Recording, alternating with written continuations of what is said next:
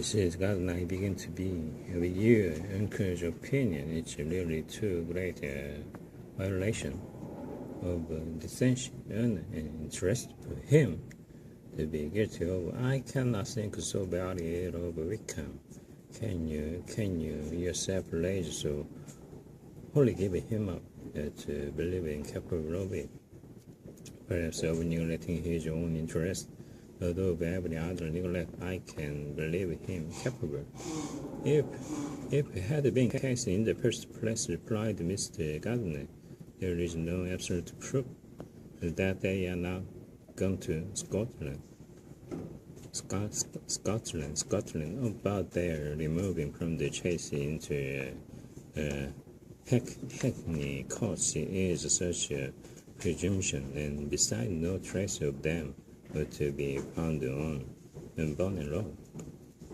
Consumer, the normal exception purposes now likely that money should be very abundant on either side, and it might strike them that they could be more economically, though less expediently married in London.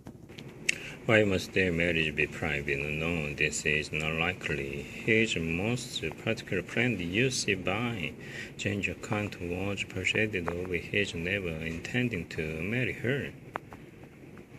Wickham will never marry a woman without some money. He cannot afford it. And what claims has Lydia? What attraction has she beyond the use, health, and good honor that could make him, for her sake, pursue every chance of benefiting himself by marrying well?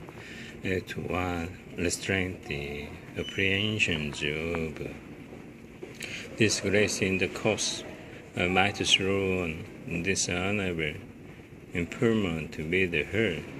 I am not able to objection. I am afraid it will hardly hold good. Lydia has no brother to step forward, and he might imagine from my father's behavior, from his endorsement, the little attention he has ever seemed to give to what was going forward in his family, that he would do as little and think as little about it as any father could do in such a matter. But can you think that Lydia is so lost to everything but love of him and to consent to live with him on any terms other than marriage? It does seem, and it's most shocking indeed, replied Elizabeth with tears in her eyes, that the sister's sense of decency and virtue in such point should admit of doubt, but really I know not what to say. Perhaps I'm not doing her justice, but she is very young. She has never been taught to think on serious subjects, and for the last half year, for 12 months, she has been given up to nothing but amusement and vanity. She has been allowed to dispose of her time in the most idle and frivolous manner, and to adopt any opinions that came in her way. Since the Shire were first quartered in Melton, in her power by thinking and talking on the subject to give great, what shall I call it, susceptibility to her feelings, which are naturally lively enough.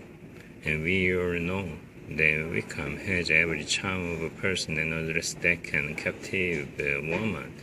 But you see that Jane, said her aunt, does not think so very ill of Wickham as to believe him capable of the attempt.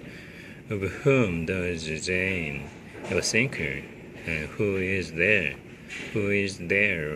Wherever might be their former conduct, that she would think capable of such an attempt till it were proved against them.